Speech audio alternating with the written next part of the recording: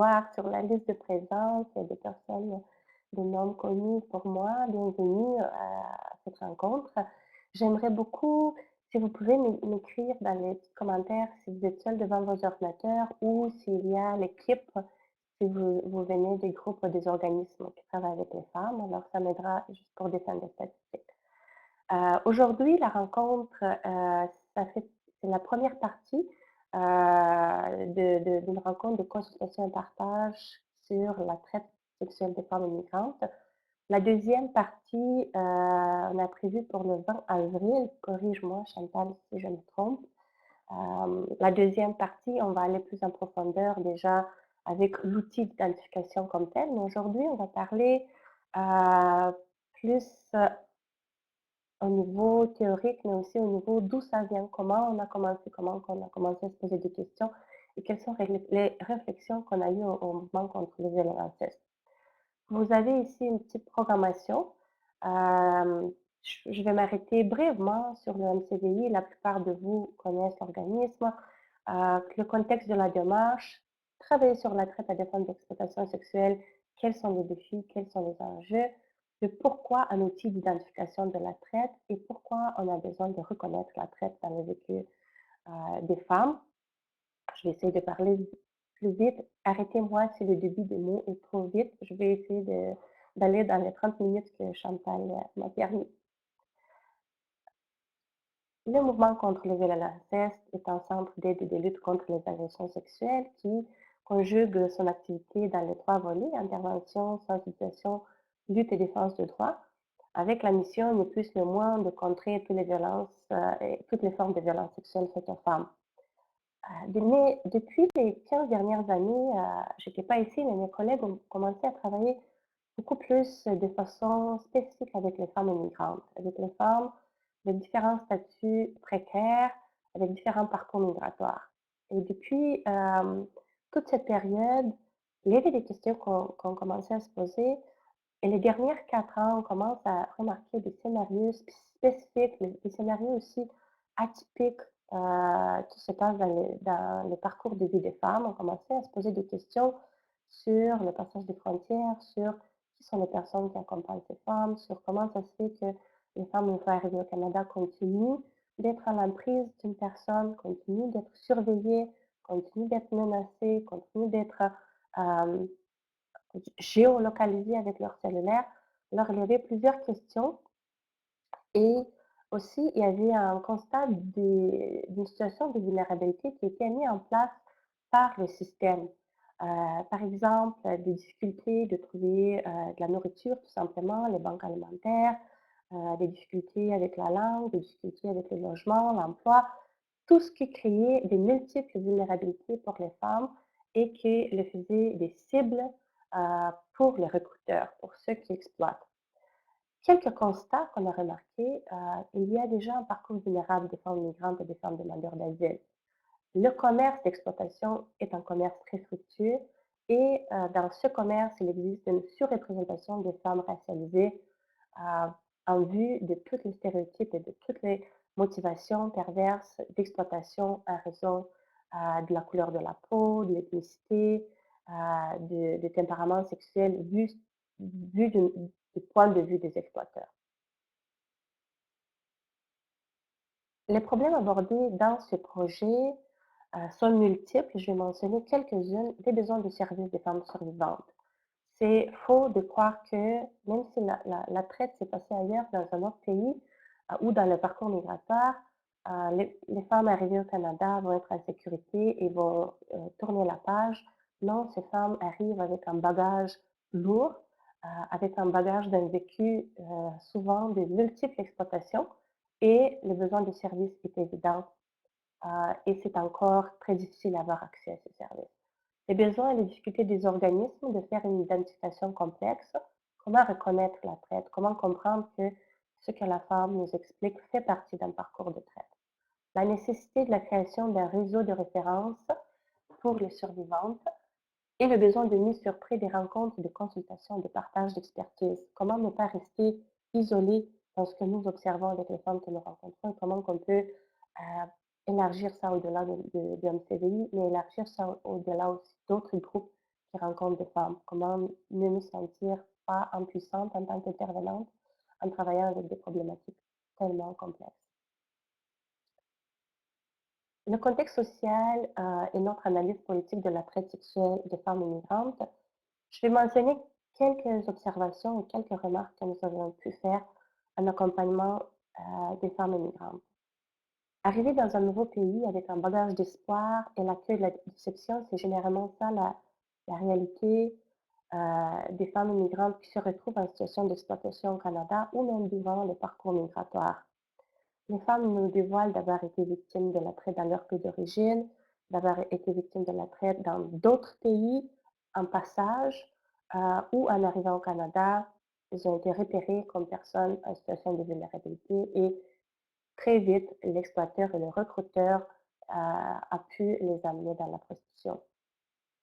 Je me rappelle entre autres d'une femme de 19 ans, une jeune femme qui m'a quelque part frappée par la multitude des épisodes de traite dans sa vie. C'était une femme qui a vécu la traite de travail, c'était une femme qui a vécu également la traite dans un camp militaire, la traite d'exploitation sexuelle dans un camp militaire, et en arrivant au Canada, la traite sexuelle. Alors, c'est souvent qu'on observe ça, des multiples visages de la traite, des multiples formes et un continuum d'exploitation dans la vie d'une femme. Le client de la traite fait la demande en se basant sur des préjugés racistes en favorisant ainsi le recrutement de femmes immigrantes dans l'exploitation sexuelle. On peut regarder aussi d'un autre point de vue, de regarder les réalités des pays comme les Philippines, l'Amérique latine, l'Europe de l'Est, l'Afrique ou beaucoup d'autres pays et d'associer librement sur les attitudes et les discours de haine face à la population ressortissante de ce pays. J'ai entendu hier, pas hier, lundi, j'ai entendu un nouveau mot euh, utilisé pour les réfugiés qui viennent des États-Unis, Trump-fugees, comme les réfugiés conditionnés par cette situation politique qui détermine encore la migration de la population pour se protéger, pour protéger son intégrité. Mais le racisme est imprégné bien plus en profondeur que simplement au niveau des clients de proxénètes. Le système qui est supposé de protéger offre également une réponse très discriminatoire et on va voir pourquoi. Pourquoi ça devient un problème systémique. Nous avons remarqué que une fois détectées à la frontière, les femmes sont déportées immédiatement. Alors le Canada ne se fait pas trop de soucis pour la protection de ces femmes. Souvent, elles retournent dans leur pays d'origine où l'exploiteur ou le recruteur se trouve là-bas et il peut mettre en place toutes les menaces qu'il a déjà faites, où la famille de la femme peut être en grand danger. Une fois arrivées, elles risquent d'être confinées à un centre de détention. Les femmes témoignent comment elles sont menottées, comment elles sont interrogées de façon très intimidante. L'intersection entre la traite et l'immigration a de multiples lacunes. Les lois d'immigration ne favorisent pas nécessairement une meilleure protection. L'invisibilité des femmes immigrantes exploitées sexuellement par les instances qui devraient les protéger. Souvent, on entend des remarques comme euh, il y en a pas, c'est pas représentatif pour nous ou c'est souvent dans la grande majorité des femmes québécoises, mais quand on pense au poids démographique des femmes immigrantes dans l'exploitation sexuelle et des femmes autochtones également, on peut voir qu'il existe une surreprésentation, malgré le fait qu'il n'y a pas de statistiques exactes qui peuvent nous donner des chiffres palpables avec lesquels on peut se baser. La loi sur la prostitution et la loi d'immigration viennent souvent en contradiction. Oui, la loi sur la prostitution décriminalise la femme exploitée, mais quand la loi d'immigration embarque, on voit que la punition vient en premier. Ça veut dire s'il y a des problèmes avec l'identité, s'il y a des problèmes avec au niveau des documents, du papier, si il existe une doute importante sur la crédibilité de la femme, du point de vue de l'immigration, bien sûr, la femme va être mise en détention, elle va être menottée et elle va sentir que la punition lui appartient. Les barrières systémiques sont utilisées par les exploiteurs. Ça veut dire, on va entendre souvent que les femmes vont me témoigner: «L'exploiteur m'a dit qu'il va me déporter, qu'il peut faire des menaces, qu'il a des liens avec l'immigration et qu'il peut la dénoncer à l'immigration pour qu'elle soit déportée». Ça représente une menace très importante et ça représente une crainte très importante, malgré le fait que ce ne sont pas toujours des menaces qui sont fondées, mais la crainte est bien réelle.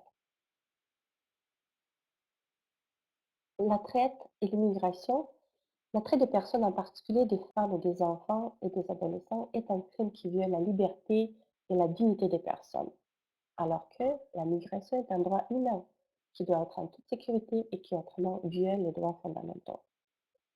C'est important de faire la différence entre la migration irrégulière et la traite. Les,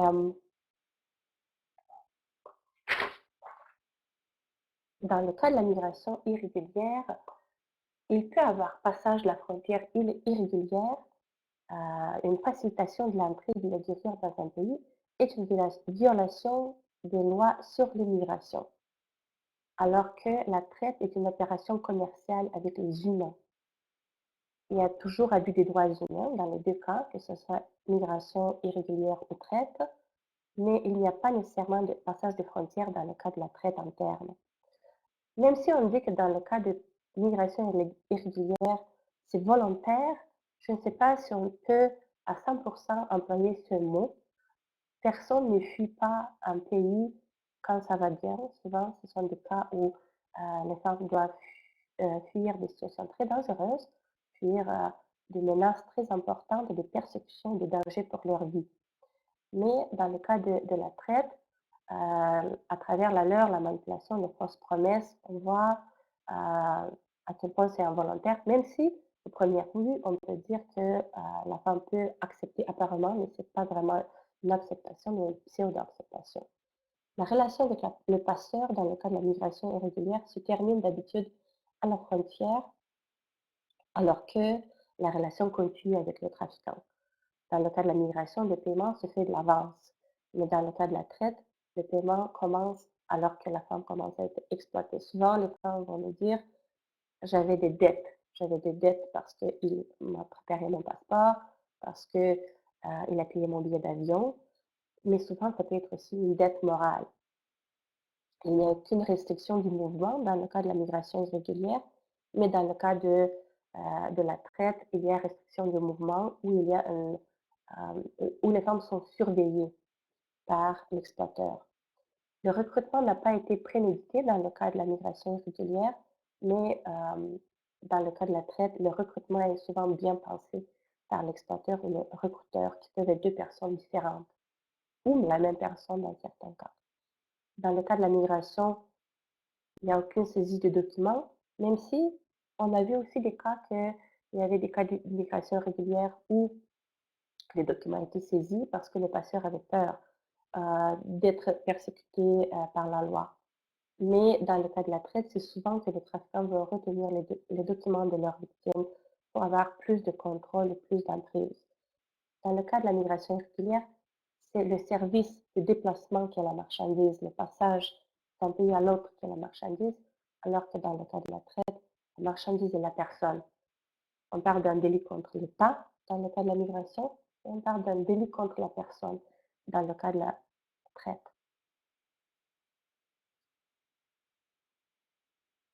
C'est important de regarder aussi le phénomène à travers l'offre et la demande. Certains auteurs utilisent les mots facteur de poussée et facteur d'attraction, ce qui adoucit souvent le concept. Il est important de voir à quel point la pauvreté extrême dans beaucoup de pays peut être un facteur de poussée ou peut entretenir l'offre. Aussi le sexisme bilatéral ou ce qu'on appelle le sexisme ambivalent, où les femmes sont même encouragées et c'est bien vu dans les yeux de la société qu'une femme peut être le pourvoyeur de la famille ou apporter l'argent tellement nécessaire pour assurer la survie de beaucoup de membres de la famille. Les femmes sont vues souvent comme héroïnes de leur famille quand elles partent à l'étranger pour subvenir aux besoins de base de leurs enfants et des autres membres de la famille. D'un autre côté, la demande où les femmes chaudes, les femmes soumises, les femmes, tous les stéréotypes sexuels qui entourent la sexualité des femmes liés à l'ethnicité, à la couleur de la peau, sont valables pour entretenir cette demande, pour encourager le client et pour nourrir la demande des femmes immigrantes, la demande à des femmes qui viennent de tous les pays du monde. On a une sexualité racialisée dans le cas d'une demande qui a à la base les stéréotypes de la sexualité féminine.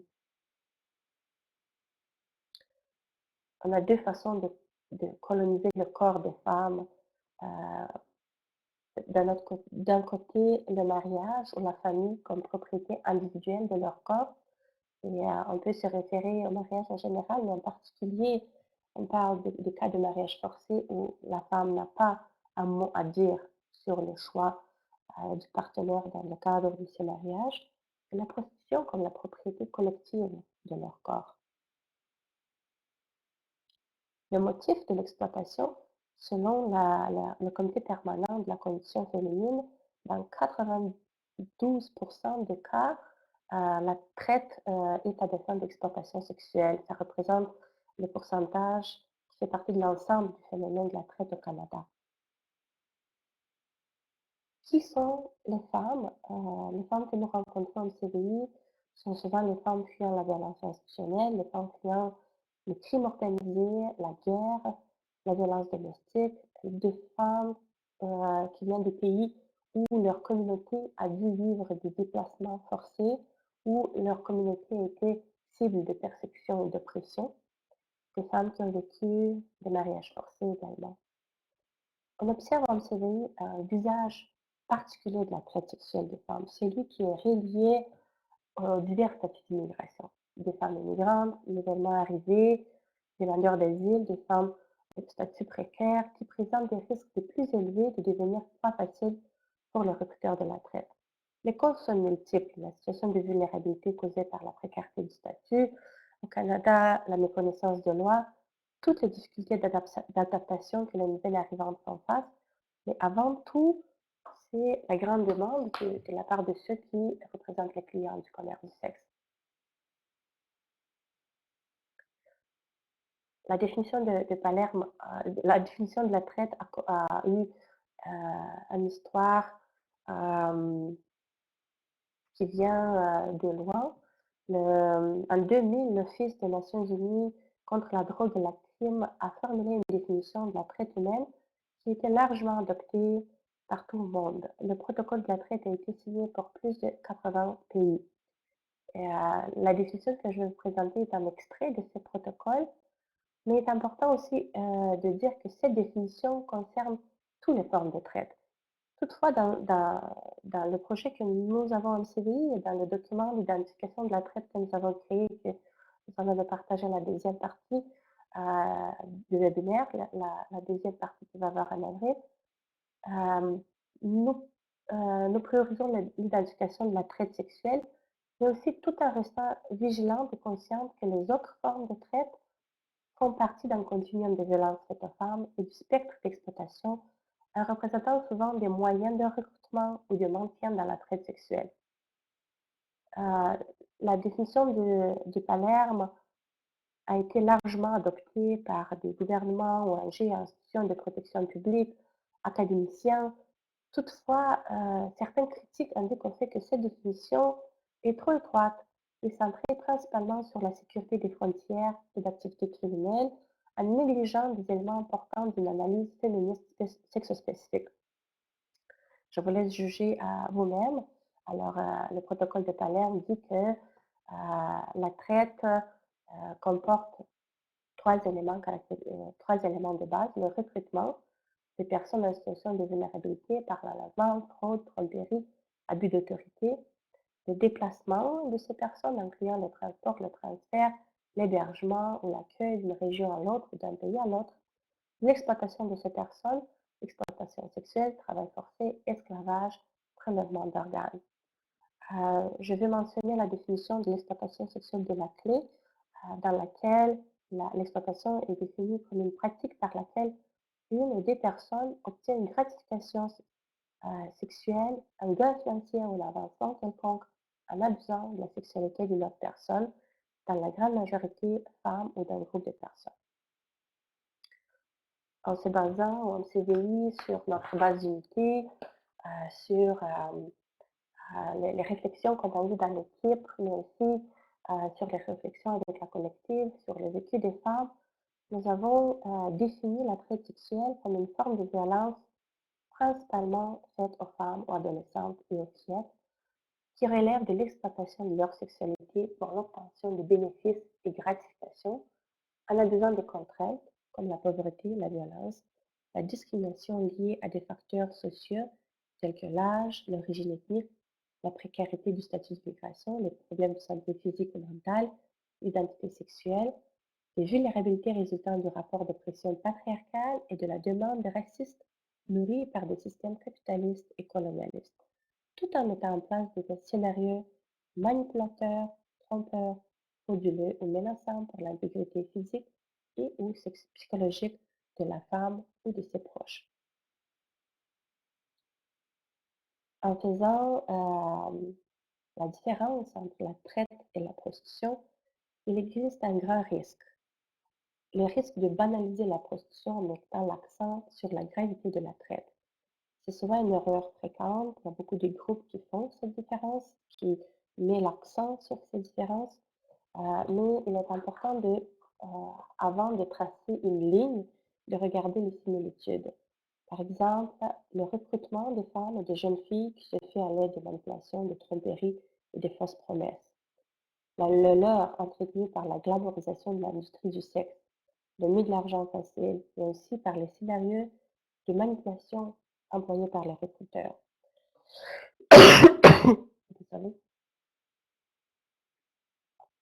La prostitution et la traite s'inscrivent tous les deux dans un continuum de violence faite aux femmes. Le transport et le transfert des femmes se fait pour répondre à la demande des clients et pour augmenter le contrôle sur les femmes, pour faciliter la demande des clients. Et le consentement ou le choix ne représentent pas des éléments qui font la distinction entre la prostitution et la traite quand nous analysons les multiples préalables de la traite dans la vie d'une femme. Et dans la partie 2, on va explorer plus en profondeur les préalables que nous, en CVI, nous avons identifiés comme éléments qui ont pu euh, préparer beaucoup la traite ou désensibiliser beaucoup pour préparer à la traite. Vous avez ici un tableau qui comporte les composantes selon la définition de Palerme, les composantes principales, je vais dire, mais dans le contenu, on a apporté beaucoup de modifications afin que la définition du MCV soit reflétée. Pourquoi se tenir quand même aux composantes de base du protocole de Palerme? Les institutions gouvernementales et beaucoup d'autres institutions qui font partie du système judiciaire ou du système d'immigration vont faire appel à cette définition. Et quand on parle le langage des institutions, en vouloir faire un accompagnement des femmes et une protection de leurs droits, une défense des droits, c'est important de parler le même langage. Mais en même temps, d'aller plus en profondeur, d'aller avec une description plus détaillée, avec une compréhension détaillée de qu'est-ce qu'il y a en arrière de ces composantes et qu'est-ce qu'il y a en arrière de ces éléments, comment on peut le comprendre, comment on peut le reconnaître dans un discours, dans un témoignage, dans un parcours de vie d'une femme. Je me réfère à trois composantes de base, l'acte, le moyen et le but. Dans l'acte, souvent on a la tendance à penser que c'est une liste à cocher. Non, ce n'est pas une liste à cocher. Seulement un élément parmi les 5 présents dans l'acte est déjà suffisant pour que l'acte de la traite ou l'acte d'amener une femme dans la traite puisse se réaliser.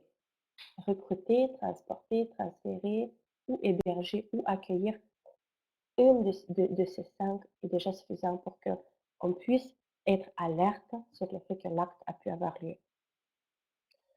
Seulement héberger une femme est déjà suffisant. Seulement le transport ou le recrutement est déjà suffisant pour que pour que cette partie de la définition soit déjà en place. Les moyens, menaces de recours, recours à la force, contrainte. Qu'est-ce qu'il y a dans la contrainte? Cette contrainte représente souvent un terrain de débat. On va explorer plus en profondeur encore une fois la deuxième partie, mais juste pour mentionner, la pauvreté, le contrôle des autres représentent déjà des facteurs importants de la contrainte.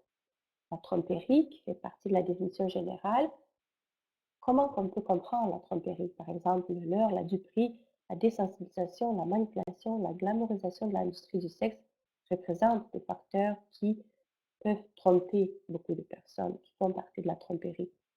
Quand on se réfère à l'abus d'autorité et l'abus d'une situation de vulnérabilité, euh, ici, c'est important d'explorer autres vécus d'exploitation dans la vie d'une personne et autres vécus de violence qui représentent des facteurs très importants de la vulnérabilité. Tout ça pour arriver au but d'exploitation sexuelle. Je mentionne encore une fois, cette définition se réfère seulement au cas d'exploitation sexuelle et pas aux autres formes de la traite. Ça reste en place que les autres formes de traite représentent un facteur de maintien souvent dans l'exploitation sexuelle.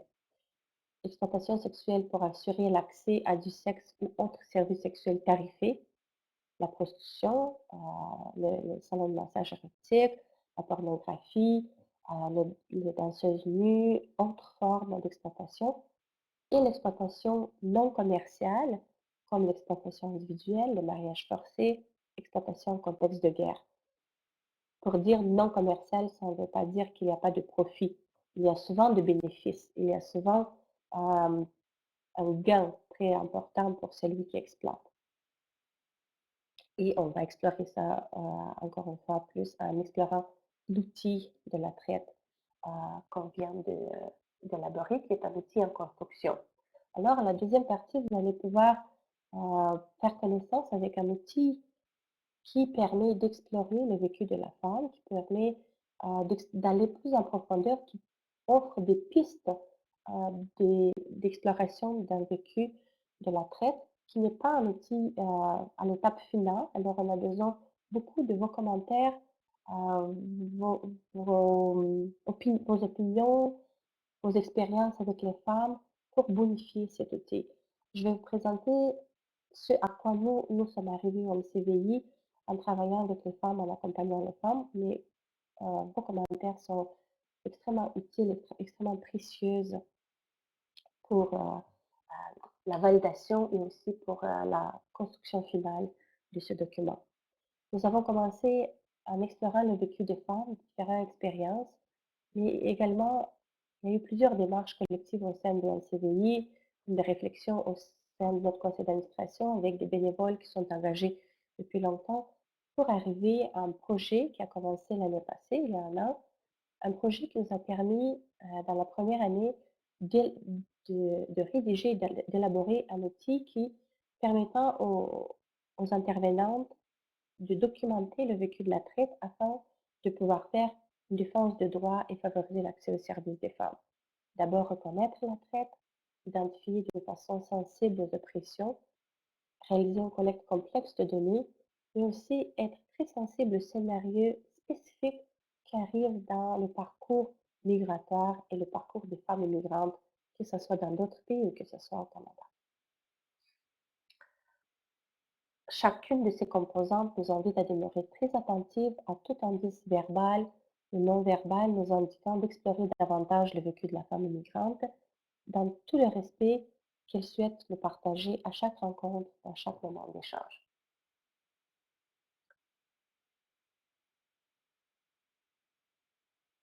Je vous remercie de votre attention et si vous avez des questions, des commentaires, ça me fera plaisir de vous répondre à toutes questions.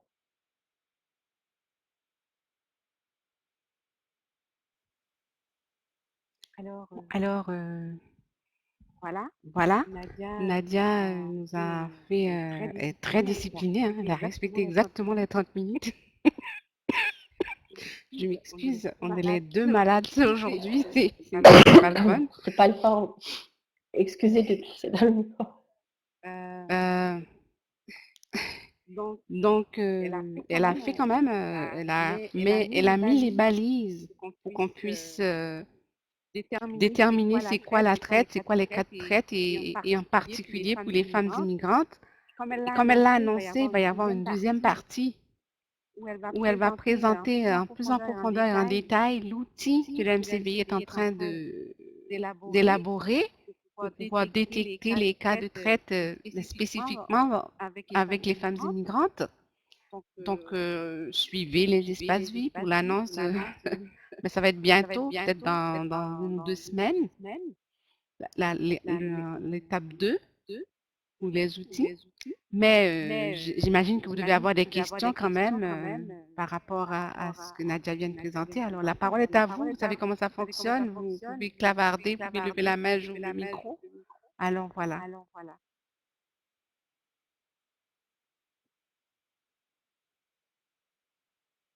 Donc, aucune question pour Nadia? Ben, entre-temps, peut-être que je pourrais poser moi-même une question à Nadia. Ben, dans le cas des traites internationales, est-ce que les femmes sont facilement détectées à la frontière? Et dans ces cas-là, c'est quel genre de protection elles ont? C'est souvent aucune protection. Malheureusement, on n'a pas accès à cette information. Combien de cas sont détectés à la frontière? D'un côté, c'est un choix entre les 2 mots. D'un côté, ça empêche l'exploitation des femmes au Canada, mais d'un autre côté, les femmes sont retournées dans leur pays où ceux qui les a recrutées les attendent. Alors, il n'y a aucune garantie que cette femme ne sera pas exploitée dans un autre pays. Il n'y a aucune garantie que cette femme ne sera pas menacée ou qu'elle ne soit pas agressée ou exploitée dans son pays d'origine. Alors, oui, souvent, elles sont détectées à la frontière, mais souvent non, parce que de plus en plus, le cas de traite, les trafiquants utilisent des moyens très légaux pour amener une femme dans un nouveau pays. Alors, les passeports sont légaux, les visas sont légaux, mais avec le passage du temps, quand on commence à voir que les conditions du visa commencent à être brisées, que le délai du visa expiré et la femme continue à rester au Canada, il y a de l'exploitation qui se passe entre-temps, il y a des menaces qui se passent. C'est en ce moment que on peut identifier la traite si la femme vient à chercher le service ou s'il est en contact avec quelqu'un qui peut être sensible au cas de traite. Mais malheureusement, c'est peu de cas qui sont détectés à la frontière. Et les cas qui sont détectés à la frontière, il n'y a pas de protection. Merci. Entre-temps, il y a Julie Wozak qui a posé une question. Quelle est la référence qui dit que 82%, 12% de la traite au Canada est de l'exploitation sexuelle? Conditions féminines. Donc, est-ce que Je vous avez cherche entendu la réponse, Julie? Ça vous va? Mhm. Je pense que je l'ai mentionné, mais je cherche le comité, comité permanent de la condition féminine.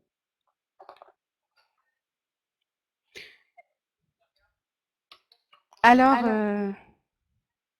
est-ce qu'il y a d'autres questions pour Nadia?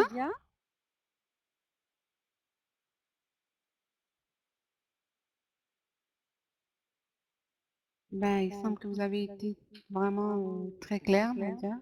Puis entre-temps, je vous signale qu'il y a toujours une petite évaluation du webinaire qui nous permet de bonifier. N'hésitez pas à nous faire des suggestions. Si vous voulez vous-même faire un webinaire, vous pouvez toujours nous l'indiquer ici ou nous écrire à espacevie@laclé.org. Est-ce qu'il n'y a pas d'autres questions? Ben, Nadia, il semble qu'il n'y a personne d'autre question pour vous jusqu'à date.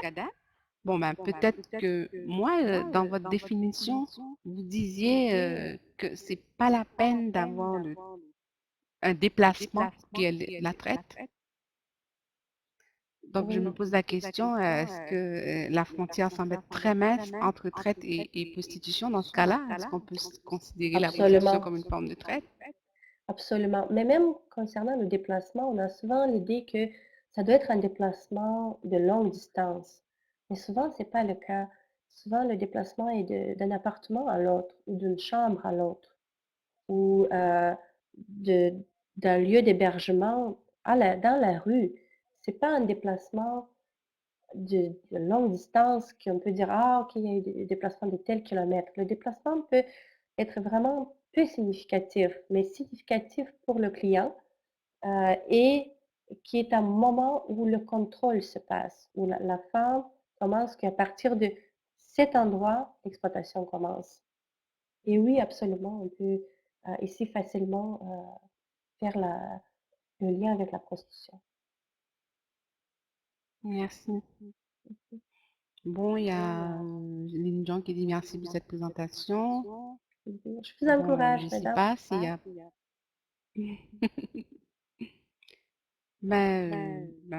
je sais pas s'il y a pas... Est-ce qu'il y a quelque chose que vous voudriez approfondir? Est-ce que c'est Nadia? Peut-être que j'aimerais, approfondir un peu au niveau de la défense de droit. Pourquoi pour les femmes immigrantes, ça devient vital de reconnaître la traite dans leur parcours de vie. Et ici, je me réfère surtout à la sécurité des femmes. Si les femmes ont accès à des services, sont accompagnées, et s'il y a des intervenants qui sont capables de reconnaître la traite, ça devient un facteur qui peut mener à une sécurité de statut. Bien que précaire, bien souvent sur le permis de résidence temporaire, mais dans le cas des demandes d'asile, ça fait toute une différence quand la femme ou l'avocat de la femme peut parler de la traite, et ça fait une autre complètement, autre chose, et la probabilité d'acceptation, la probabilité d'avoir accès à un statut sécuritaire est très différente quand on parle, d'autres formes de violence qui peuvent être généralisées dans le pays. Alors pour les femmes migrantes, c'est particulièrement important de pouvoir définir la traite comme traite. Mhm. Merci. S'il n'y a pas d'autres questions, je pense qu'il n'y a pas lieu de vous retenir plus, d'autant plus que je sais que vous êtes un peu souffrante. On apprécie beaucoup que vous ayez fait quand même l'effort de nous présenter cette première partie qui met la table pour pouvoir ensuite venir nous présenter l'outil qui est en train d'être développé au MCVI. Et bon, ce serait bien qu'on voit le contenu et puis comment ça va nous aider à pouvoir détecter les cas de traite chez les femmes immigrantes. Ça fera Je plaisir, remercie tout le monde pour leur temps, merci. Ça fera pour plaisir de leur vous rencontrer. participation. Et puis, oui. Merci beaucoup, Nadia. Et puis, merci à toutes et à tous d'avoir participé au webinaire et à la prochaine. À la prochaine. Merci.